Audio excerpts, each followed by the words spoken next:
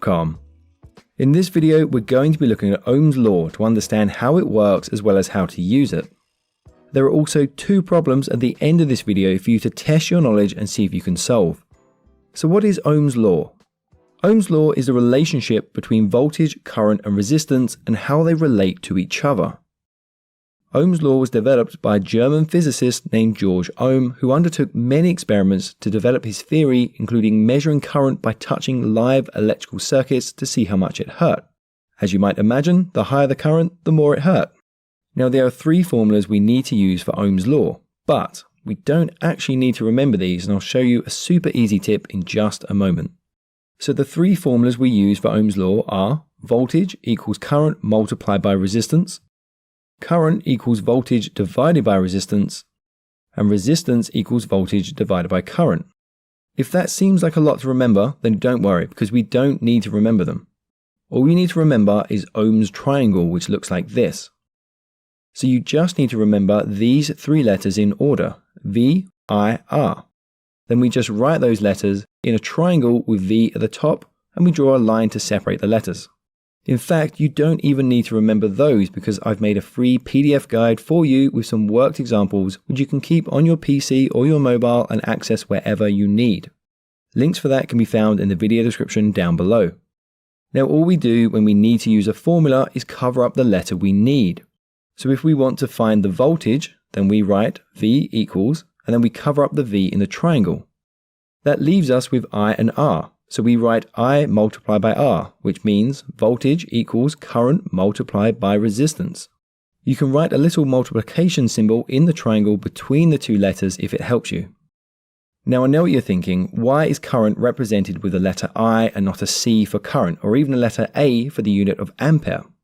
Well, the unit of current is the ampere, or the amp, and this is named after André Ampère, a French physicist. A couple of hundred years ago, he undertook lots of experiments, many involved varying the amount of electrical current. So he called this intensity du current, or the intensity of current.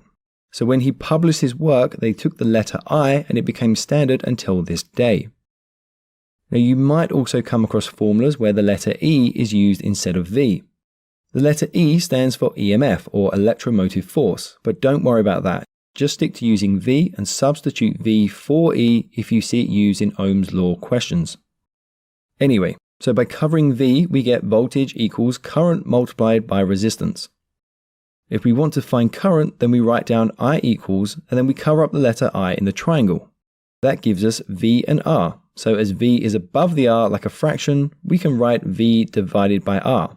Therefore, current is equal to voltage divided by resistance. If we want to find resistance, then we write down R equals, and then we cover up R in the triangle.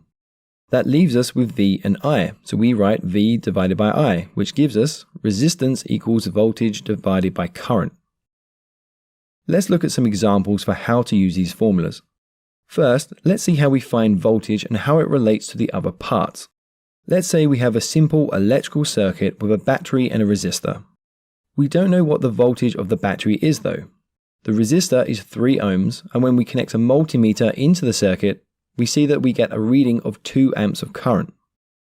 We want to find the voltage, so using Ohm's triangle, we can cover up the V, and that gives us V equals I multiplied by R.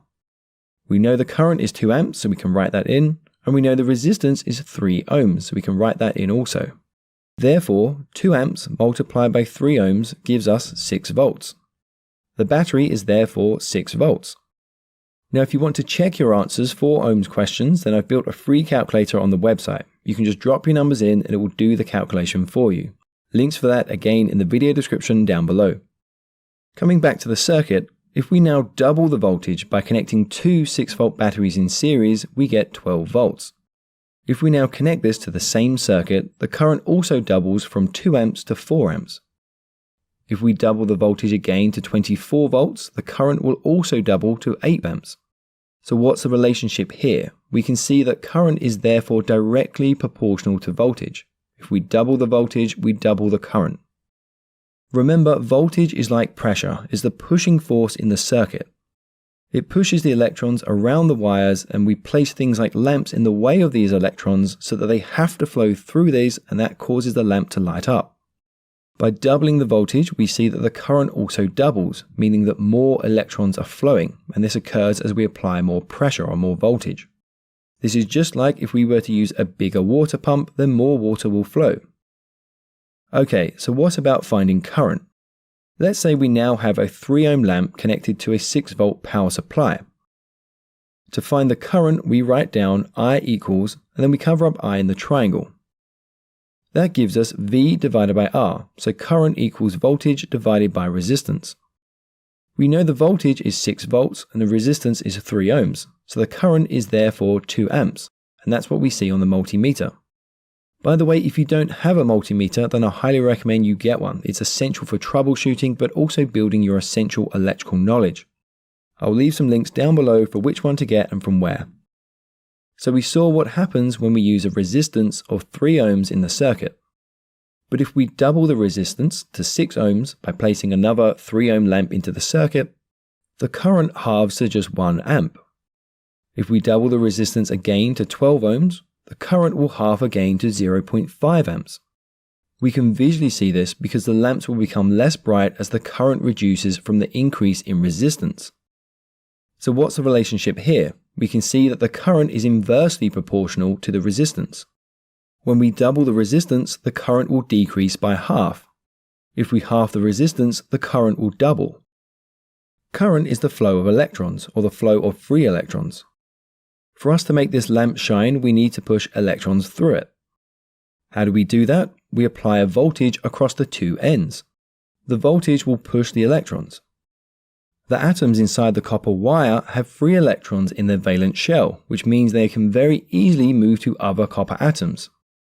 They will naturally move to other atoms by themselves, but this will be in random directions, which is of no use to us.